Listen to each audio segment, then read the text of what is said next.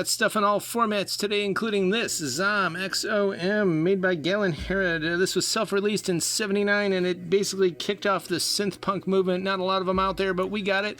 And the Men from Brooklyn, some noise punk stuff on CD and on a 7-inch. Kainani ka una eli.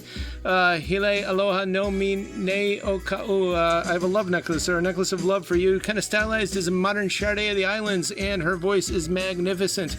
Terrific. And of course, it's on Aloha Got Soul, which is about the best thing to happen on that rock since the days of Robin Masters. And we've also got, of course, on Saturday, bring some food for the seniors and win prizes. We got gift cards and all that stuff coming. Costume the Mummy and the Monkey will be there.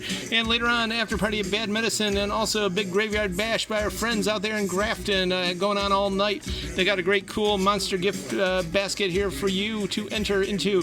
And we're the first record store to get into Substack. We encourage you to get on it. Here's Harley Clace out of Michigan, Dharma Bum Poetess, and we've got more stuff over here, so it's all free to subscribe. Get into that stuff. And we got Monica Lawson and the Sounds, Live with Scenes. This was from '71.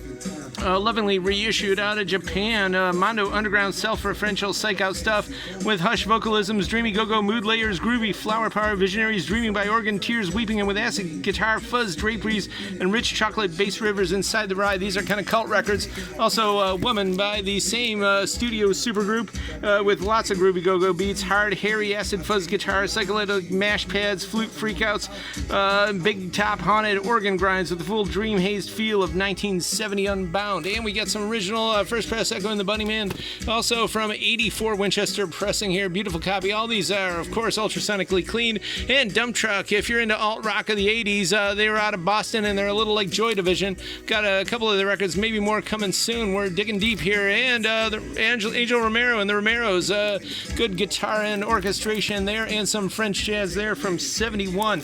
And Tim Ryan's Pub, The Parting Glass. This is Cleveland, this is Irish, and this is Lounge, and it's also pretty darn rare out of Cleveland Heights. I know Linda, Mary, and Mary again. The only time they were on vinyl. Same with Kathy and Irwin. But a lot of old timers, the Cleveland scene, you'd remember this stuff. And Live Skull out of New York. They were the New York Noise Kings, and this was the record that pushed off the noise rock movement. This came out in '85. And also, the bass player kind of reminds you of bassist of the Breeders. And check out that label, Homestead Records, Dutch East India Trading. If you're into alt rock of the '80s, that's a seal of approval. Totally. Wild Country, you know them. They took country music. It's wild because they also meshed it in with that Leonard Skinner style southern rock. In other words, they became Alabama. This Private Press came out in '76. Super rare, but we got it here. And the Charles Lloyd Quartet, pretty much an important record in the history of jazz, an important moment when the counterculture and the Fillmore San Francisco '67 met post-bop masters, and they didn't know what was going to happen. They talked into the night winds of power and time, a strategic cross-generational meeting and connection. Kent.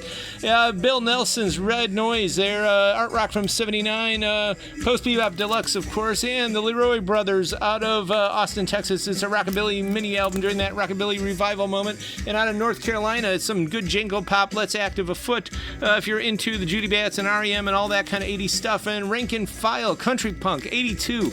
The Olympic Sideburns, more of that kind of rockabilly revival stuff from the '80s. And we got Sonny Terry there, some harmonica blues there from 1960, a Prestige Bluesville, of course. And the Dealer, we just had the Cooker, a super rare jazz record, went out the door. But here we got an introduction to a guy you might have heard of, Larry Coryell, and Giovanni Battista Sammartini. A lot of these are violin symphonies. They were composed, he passed away a year before the American Revolution. I know he was the organist at no less than 9 Milanese cathedrals.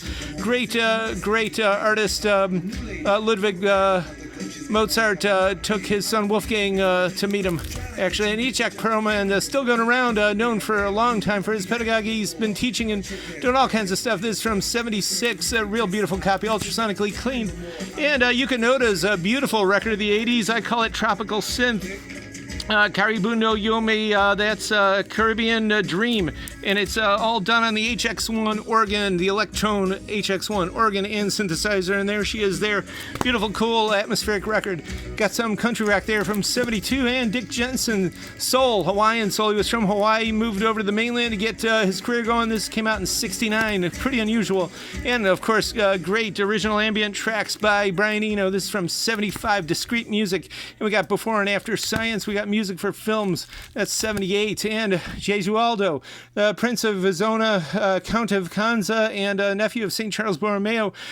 Really excellent stuff here. Very chromatic, colorful compositions there. You haven't seen any of that stuff. This came out in the 16th century, and you didn't hear that kind of stuff again until the 19th. And I believe also murdered his first wife and her lover. Van de Graaff Generator there. Matt had her labels on this. Original 76 Prague from the UK. Elvis Costello. That's where Bret Easton Ellis got that name for one of his latest novels, Imperial Bedrooms. And the Dukes of Stratosphere, Garage Psych from the 80s. This is from 85 and this is from 87. These are beautiful. This is actually a promo copy.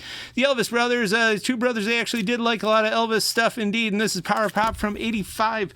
And here we got Kaze Kora's Dance, Season of Love Colors. Harumi Hosono produced it. The husky-voiced Kyoko Kimura is on vocals.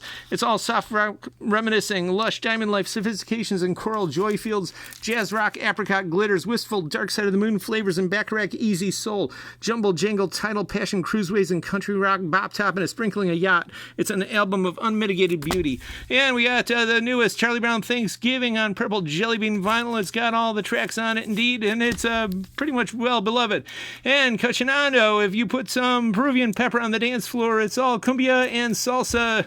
Really beautiful reissue. And this is an amazing group. Uganda, Kenya, almost a studio band, but not really. This is pure dance exotica by the way of the Caribbean, toting a long line over the sea to African tundras, pulling the rubber band hand of funk flavors and secret extravagant sauces and sirens of their own invention, waving celestial wings of joy to Colombian lands, a sweet set of Congolese rumba burners. 2 bonus tracks, all total dance. And the end, not really. This was a mashup of psychedelia and punk from the mid-80s. And raise your hand if you're going to come out to the current year. We're going to be here Friday 11 to 6 and Saturday 12 to 8. And come on out for all the fun, meet the mummy and the monkey and more.